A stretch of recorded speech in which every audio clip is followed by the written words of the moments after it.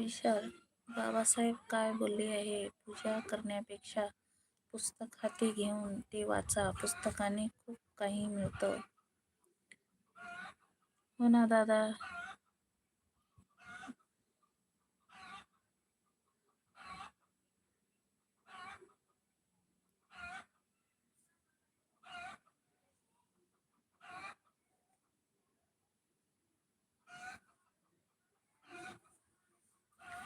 Doctor बाबासाहेबांनी सांगितलंय विशाल दादा, श्रद्धा ठेवा पण अंधश्रद्धा ठेवू नका, असं सांगितलेलं आहे.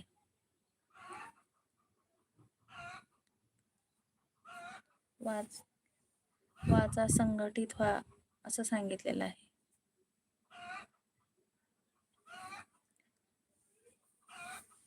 कारण शिक्षण हे वाघिणीचं दूध